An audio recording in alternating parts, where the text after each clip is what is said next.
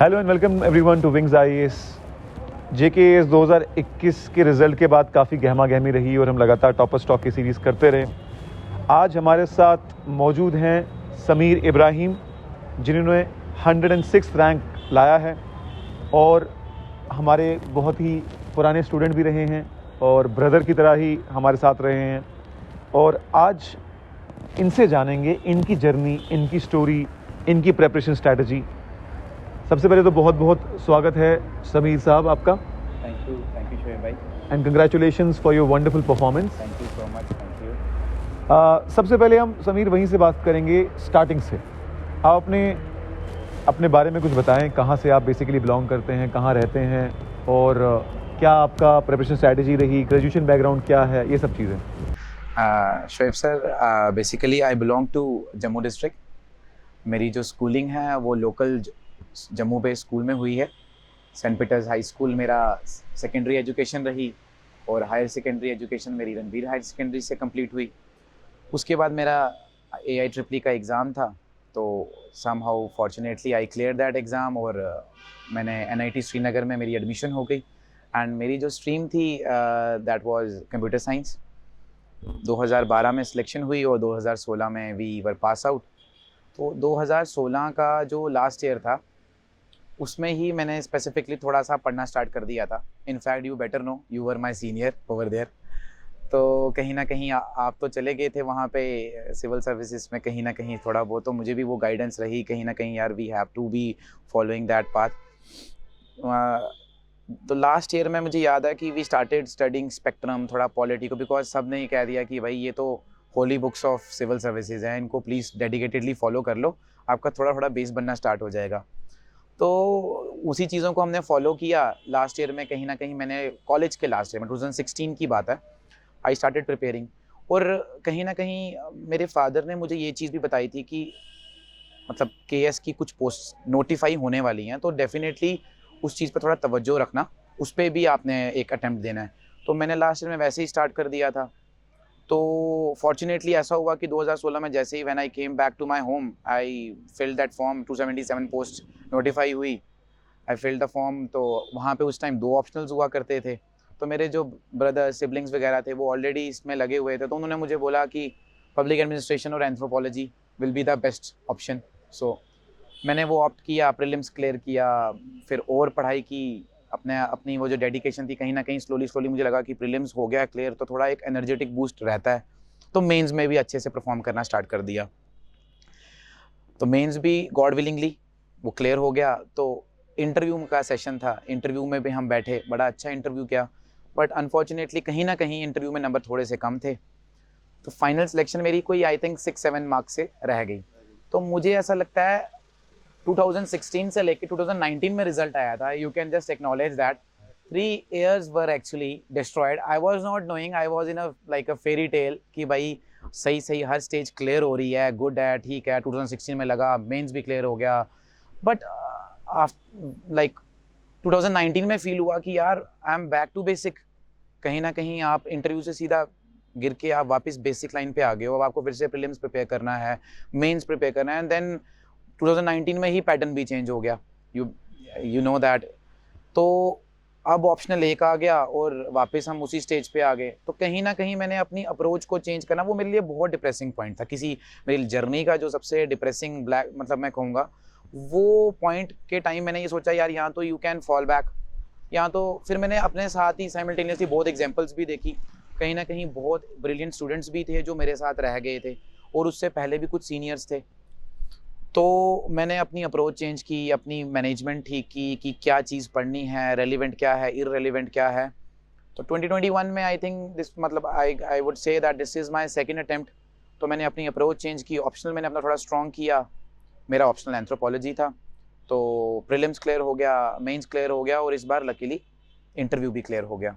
तो finally I would say that मेरे शायद मुझे अभी जो भी आई थिंक देख रहे हैं उनके लिए तो यही मैसेज है कि स्पेसिफिकली मेरे साथ मेरा हार्डवर्क भी था, बट लक फैक्टर बहुत था कहीं ना कहीं, क्योंकि मेरा लक फैक्टर अगर मेरा साथ नहीं देता तो I don't think so I would be sitting over here. Luck साथ दिया और मेरा हार्डवर्क भी था, इन दोनों चीज़ों का कम्बिनेशन के through he I have achieve this particular. That's a very nice way to acknowledge your success. Humility जो है मैं मानता हूँ बड़ा एक्सपेंसिव गिफ्ट है, हर किसी के पास नहीं होता, और आपके अंदर ये ह्यूमिलिटी है इस चीज़ को एक्सेप्ट करने की कि हार्ड वर्क तो सब कर रहे थे बट लक फैक्टर भी बहुत मैटर करता था. It's a very big thing, क्योंकि जो इस फील्ड में नहीं होते, जो KAS या IAS की प्रिपरेशन के अंदर नहीं होते या फिर फैमिलीज इन्वॉल्व नहीं होती, उनको ये समझना मुश्किल है कि हमेशा हार्ड वर्क से रिजल्ट मिले, ज़रूरी नहीं है. लक फैक्टर बहुत काम करता है. मैं जहाँ तक मुझे याद है, कंप्यूटर साइंस में आपने इंजीनियरिंग की NIT से, you had very good options, promising options in corporate sector. उस वक्त पे अगर आप कॉर्पोरेट सेक्टर में जाते तो मुझे लगता है आज आप आराम से 3-4 लाख पर मंथ कमा रहे होते. मुझे याद है one of the best branches जो NIT श्रीनगर की वो कंप्यूटर साइंस है. So you had very good promising career in corporate sector, but still you chose civil services. उसका क्या रीज़न रहा? सर उसका मेजर रीज़न ये था कि कॉर्पोरेट सेक्टर में मेरा इतना स्पेसिफिकली मन नहीं था, क्योंकि my father he himself is a bureaucrat. तो कहीं ना कहीं मुझे उनकी भी एक बचपन से फैसिनेशन तो थी कि यार why not the public service. तो मैंने उस चीज़ की तरफ तवज्जो रखा कि यार let me try this one. तो स्लोली एंड स्टेडीली, बट जैसे आप देखें कि 2016 में जब मैं पास आउट हुआ, हमारे कुछ कॉलेज के सीनियर्स थे, in fact you yourself were like so engulfed in studies. तो मैंने देखा कि यार, और बच्चों ने क्रैक भी किया, कुछ UPSC किसी ने क्रैक कर लिया, किसी ने स्टेट के सिविल सर्विसेज एग्जाम क्रैक कर लिए. तो मेरा जो एक मोटिवेशन था and inclination towards the public service, the civil servant, civil service, उसकी तरफ ज़्यादा तवज्जो चलता गया. और ये सिलसिला चलते चलते, एंड मैं तो यही चीज़ कहता हूँ कि once you are into it you can never leave this thing. मैंने ऐसे लड़के भी देखे हैं जो आई थिंक किसी दूसरी जॉब में भी सेटल हो चुके हैं, लेकिन still they have that fantasy towards the civil services. तो बिकॉज ये है ही ऐसा चीज़ है, मतलब once you are into it then आपको लगता है कि यार अब इतना पढ़ा है तो क्लियर करना ही है. जैसे अब कहीं ना कहीं I would say that God knows better that अब जैसे ये चीज़ अगर मेरी ये एक डेस्टिनेशन कंप्लीट हो गया, आई think I will be going for the UPSC now इंशाल्लाह. बहुत बढ़िया. जहाँ तक मैं पर्सनली बता दूँ आपको कि Sameer has always been a hard worker and हर जगह पर ही has always weighed his option. Corporate sector में जा सकते थे, मुझे अभी भी याद है, we all used to say कि भाई चूज़ द कॉर्पोरेट सेक्टर, आप ऑलरेडी इतनी अच्छी ब्रांच में आपको प्लेसमेंट मिल जाएगी easily, but he still went for civil services. तो ऐसे बहुत कम लोग हैं जो ये कह सकते हैं कि हमने बहुत अच्छे ऑफर छोड़ के सिविल सर्विसेज को चूज़ किया है. He is one of them. Service preference क्या रही आपकी? कैसे आपने KAS, KPS and Kashmir account service को भरा है? सर मेरी प्रेफरेंस तो अभी फ़िलहाल के लिए, जो मुझे जहाँ तक पता है, मैंने पुलिस सर्विसेज को फर्स्ट प्रेफरेंस दी है.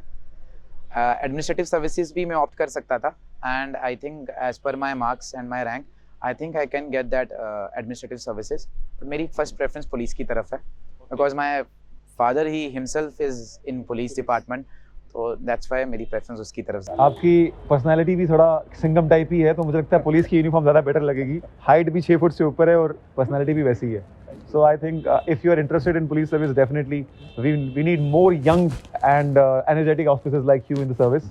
And I think I can say this कि I will sleep better while you being in the civil police services. तो यानी कहीं ना कहीं आपके रैंक के हिसाब से आपको KAS भी मिल सकता था, पर आपने प्रेफरेंस ही पुलिस की रखी है हमेशा, और UPSC में भी IPS ही रहेगी. बहुत बढ़िया. अच्छा, अब मुझे बताइए, आपकी 2016 में आपने प्रिपरेशन शुरू की, 22 साल की उम्र में आपने पहला अटेम्प्ट दिया, और आज क्या एज होगी आपकी? 28. ये 6 साल का सफ़र, और ये आपकी अपनी नॉन हार्डवर्क की वजह से नहीं हुआ. एग्ज़ाम में गैप ही इतने सारे आ गए कि, और 2016 वाले ने तो 3 साल ख़राब किए, ना UPSC दे पाया कोई, ना KAS में कुछ कर पाया. तो how does it feel? Was it worth it? वो 6 साल जो आपके प्राइम ऑफ द यूथ था, was it worth it? Sir देखें, अब जिस तरीके से अब एग्ज़ाम क्लियर हो चुका है, I have got a nice rank, I can से, अब तो मैं ये भी कहूँगा कि कहीं ना कहीं all hard work paid of. But मैं ये भी कहना चाहता हूँ कि कहीं ना कहीं इनएफिशिएंसी है, मतलब हमारी रिक्रूटमेंट एजेंसीज़ की कहीं ना कहीं की. आप देख लीजिए 2016 से 2019, मुझे आज भी याद है जब हम मेंस का फॉर्म अभी जब मैंने भरने लगा, तो मुझे पुरानी हिस्ट्री मेंस का जो एप्लीकेशन नंबर डाला, तो वहाँ पे एक पुरानी हिस्ट्री हमेशा आपको ब्लिंक करती है, वहाँ शो करती है कि you have already filled that mains form in 2022. तो जो मेरा पहला इंटरव्यू था JKPSC का 2016 वाले 277 पोस्ट का, I was hardly 22 years. And if God willingly अगर वो क्लियर हो जाता तो मैं 23 ऑफ एज में मैं एक ऑफिसर बन जाता। आप आज एडिशनल डायरेक्टर के रैंक पे होते या फिर आप एटलीस्ट वीडियो होते, तहसीलदार होते? God knows, but still I think 6 years of the service मेरे मतलब मेरे अटैच हो गई होती। तो बट ये है कि I think whatever is the God decision is the best decision. शायद मुझे पुलिस सर्विसेज उसमें नहीं मिलती क्योंकि उस आई थिंक नोटिफिकेशन में पुलिस की तरफ आई थिंक इतनी वैकेंसीज नहीं थी। तो whatever happened by the grace of Allah, it's all fine now, I am happy with that. तो मेरा आपका सवाल था कि like was it worth it? या I would definitely say that it was very worth it because आप देखें कि जो मैंने 2016 के टाइम मेंस की जो प्रिपरेशन की थी, जो राइटिंग स्किल्स मैंने उस टाइम, मैं एक चीज़ बोलूँगा कि जो आपकी for all the beginners, for all the young people जो अभी यहाँ पे स्टार्ट करने लगे हैं सिविल सर्विसेज की को, उनको मैं ये बोलूँगा कि जो आप अभी अपने दिमाग में इम्बाइब जो भी चीज़ें कर रहे हैं वो डेफिनेटली आप पे बहुत इम्पैक्ट प्ले करेंगी, बहुत इम्पैक्ट। जो आप प्रीलिम्स की तैयारी करेंगे, जो आप आंसर राइटिंग करेंगे, वो कहीं ना कहीं जो स्टार्टिंग के 1-2 साल होते हैं ना, वही हमेशा इंसान को आगे लेके जाते हैं। मैं कहीं मतलब मैं रिसेंटली कहीं बैठा हुआ था, वहाँ पे भी जो सिलेक्टेड कैंडिडेट्स थे उनमें से कुछ एक कैंडिडेट ने बोला कि मेरी जो 2 साल की पहली तैयारी थी उसी के बेसिस में मैं यूपीएससी का प्रीलिम्स भी क्लियर करता हूँ और उसी की तैयारी के बेसिस पे मैं केएस का प्रीलिम्स भी क्लियर करता हूँ। तो कुछ नया ऐड नहीं है। तो जो स्टार्टिंग के आपके 2 साल हैं उनको डेडिकेटेडली अच्छे वे में अपने आप की फॉर्मेटिव स्टेज में अच्छे से डेवलप करें, अपने कंसेप्ट क्लियर कीजिए। मैं तो स्पेसिफिकली कहूँगा कि कहीं ना कहीं शुएब सर मेरे टाइम पे जब 2016 थे, he has not started this startup and I think माशाल्लाह if he is right now in the town, आप अपने जो फाउंडेशनल बेसिस पे आपके जो कंसेप्ट्स हैं उनको डेफिनेटली, मैं कहता हूँ अगर आपको किसी से भी किसी भी इंस्टीट्यूट में हैं, कहीं पे भी हैं, अपने टीचर से चीज़ें निकालें, मतलब उनको फॉलो अप करें rather than sitting back in on the bench in a class. उनको फॉलो करो, नीचे अगर वो स्टाफ रूम में बैठे हैं उधर पूछो सर ये वाला डाउट है, ये कुछ है। These all things are to be done by yourself. Teacher तो पढ़ा के चला जाएगा, it is you who have to extract that knowledge, I would say that. Very well put. मैंने बड़े सारे लोगों से ये तो पूछ लिया कि प्रिपरेशन स्ट्रैटेजी क्या होगी, बाकी चीज़ें क्या होंगी, ये सब चीज़ें। मैं ये ज़रूर पूछना चाहूँगा आपको कि एज अ पर्सन, आपने जो पिछले 2016 से शुरुआत की और एज अ पर्सन आपको अपने अंदर क्या क्या चेंजेस लानी पड़ी या फिर क्या चेंजेस हो गई हालात के हिसाब से? How you grew as a person? Sir सबसे पहली चीज़ what I have learned in this last 6 years is patience and perseverance. ये 2 चीज़ें मैंने बहुत सीखी। कुछ ऐसी चीज़ें रही लाइफ में कि मैंने इनफैक्ट मैं आपसे एक चीज़ करूँगा कि ऑलवेज जब एक चीज़ क्लियर नहीं होती है तो एक जो नॉर्मल एस्पायरेंट है ना, वो प्लान बी के लिए फॉलो करने बैठ जाता है। ईदर इट इज़ बिजनेस और either is some other exam. अब मैं ये चीज़ आपको सबको बोलना चाहूँगा जो भी मुझे देख रहे हैं, किसी के पेरेंट्स हैं, किसी के जो भी बच्चे मुझे देख रहे हैं, मैं ये बोलूँगा कि कोई भी एग्ज़ाम छोटा नहीं है। आप सोचेंगे कि आप यूपीएससी की प्रिपरेशन कर रहे हैं तो आप जेकेएसएसबी का एग्ज़ाम ऐसे क्लियर कर लोगे, within fraction of minutes you will sit in the exam and you will clear that. That is a myth. आपको कोई भी एग्ज़ाम क्लियर करना है, चाहे आपका JK bank, rural bank, whatever it is, I think आपको उसके लिए स्पेसिफिकली टाइम निकाल के बहुत पढ़ना है।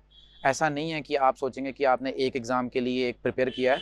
तो आपका क्वेश्चन स्पेसिफिकली रिगार्डिंग ये था, या हाउ आई ग्रो दैट। सो मेरा ये कहना है कि मैंने उन चीज़ों के टाइम पे ये भी देखा, मेरे कुछ ऐसे फेलियर्स है। मेरा जेकेएसएसबी के भी मैंने 1-2 क्वेश्चन लाइक मैंने एग्ज़ाम्स दिए, मेरा अच्छा स्कोर नहीं रहा।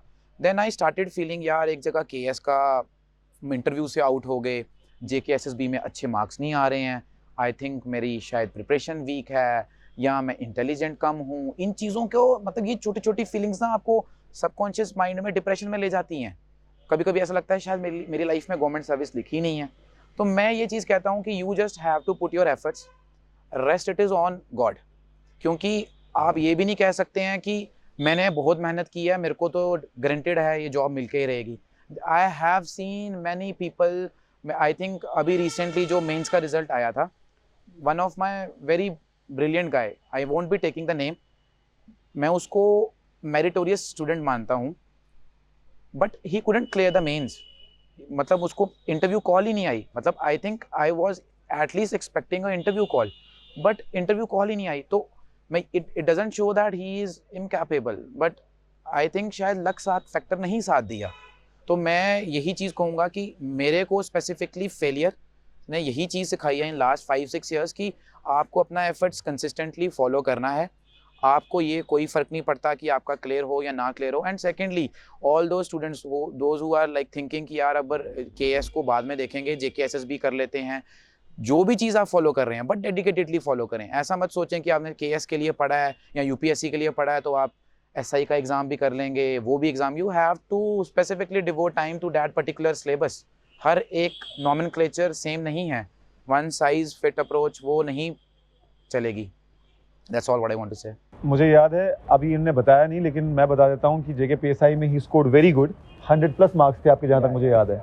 सो he already had a backup in plan. मुझे याद है जब हमारी डिस्कशन होती थी रिजल्ट से पहले तो ही यूज्ड टू से जेके पीएसआई इज माय बैकअप, और ये अंदर से एटीट्यूड बिल्कुल नहीं था कि मैं इंटरव्यू ड्रॉप आउट हूँ, मैं डीएसपी ही बनूंगा, मैं पुलिस इंस्पेक्टर सब इंस्पेक्टर नहीं बनूंगा। He had this back in mind कि मैं सब इंस्पेक्टर भी बन जाऊँ, मेरे लिए काफ़ी, मुझे पुलिस में जाना है।